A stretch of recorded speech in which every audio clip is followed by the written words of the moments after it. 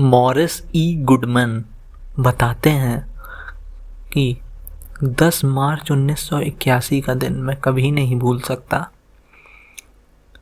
एक plane crash ने मेरी पूरी ज़िंदगी बदल दी। वो ऐसा प्लेन क्रैश था जिसमें मुझे लकवे की हालत में अस्पताल लाया गया। मेरी पूरी रीढ़ की हड्डी कुचल गई थी। मेरे पहले और दूसरे सर्वाइकल वर्टेब्रे टूट चुके थे।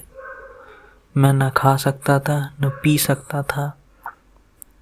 मेरे खाने की ताकत ख़त्म हो चुकी थी। मेरे लंग्स डैमेज हो चुके थे। मैं सांस तक नहीं ले सकता था। मेरी किडनी खराब हो गई थी।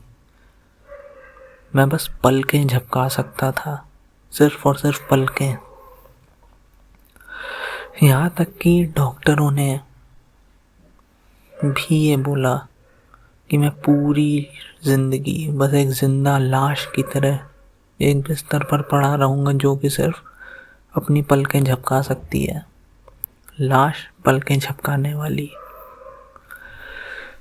पर जब भी ये डॉक्टर या कोई भी ऐसी बात आके मुझे बोलते थे कि मैं बस एक लाश हूँ और उससे ज़्यादा कुछ नहीं, पर मुझे इन सब चीज़ों से कोई फ़र्क नहीं पड़ा, क्योंकि मैं ये मानता था कि आखिर में फ़र्क उस चीज़ से पड़ता है जो कि मैं अपने लिए सोचता हूँ।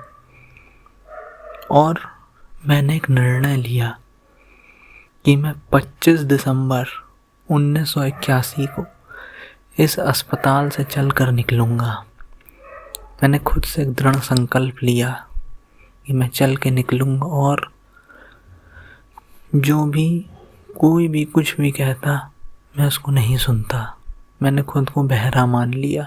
मैं बहरा हो गया हूँ। बस मैं अपनी खुद की आवाज़ ही सुन सकता हूँ, अपनी मन की आवाज़, अपनी दिल की आवाज़।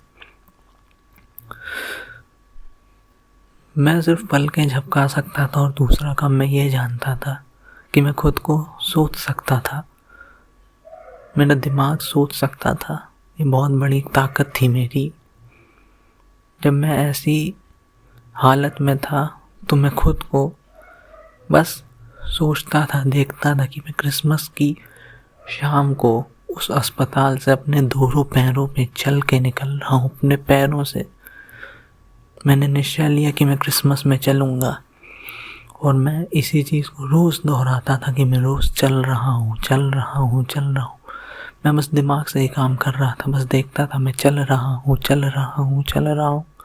और धीरे धीरे एक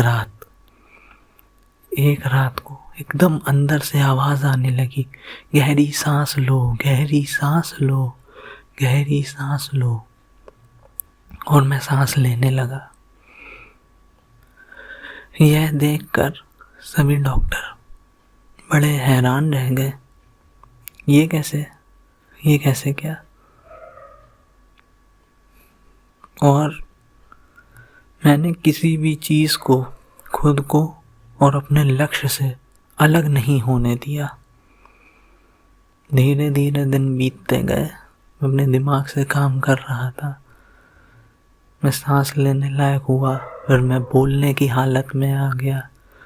मैं खाना खाने लगा। धीरे धीरे 8 महीने बाद जब वो क्रिसमस आया, लोग मुझे देखकर हैरान थे। मैं खुद ब खुद व्हील चेयर से उठा, खड़ा हुआ और मैं उसी अस्पताल से जैसा मैं सोचता था ठीक उसी तरह मैं चल के बाहर निकला। ठीक उसी तरह जैसा मैंने सोचा था इन 8 महीने में। मॉरिस ई गुडमन, इनकी यह कहानी से हमें क्या सीख मिलती है और मैंने इसी कहानी को क्यों चुना आप सभी को सुनाने के लिए। अक्सर हम लोग ये कहते हैं कि दूसरे ने ये बोला था, उस वजह से मैं फेल हुआ। हम लोग अपनी फेलियर का रीज़न दूसरों पर थोपते हैं। कोई भी छोटी से छोटी गलती हो, अगर कोई हम लोग को परेशान भी कर जाता है, कुछ हम लोगों से गलत होता तो हम लोग यही कहते हैं कि उसकी गलती से हुआ। पर हम लोग को मॉरिसी गुडमन से सीख लेनी चाहिए, या हम लोगों का स्वयं पर, अपने दिमाग पर ऐसा कंट्रोल होना चाहिए, ऐसी विल पावर होनी चाहिए कि चाहे जैसी भी परिस्थिति हो हम लोग उसका सामना करें। और मैं खुद इस कहानी से ये सीख लेता हूँ, और आपको भी लेनी चाहिए कि कोई भी काम हो, भले ही सफल हो या असफल, लेकिन हम लोग को खुद अपनी जिम्मेदारी लेनी चाहिए। और असफल होते भी हैं तो उसका दोष किसी और को नहीं देना चाहिए, सिर्फ और सिर्फ अपने ऊपर होना चाहिए। उम्मीद है आप लोग को कुछ न कुछ ज़रूर अच्छा सीखने को मिला होगा।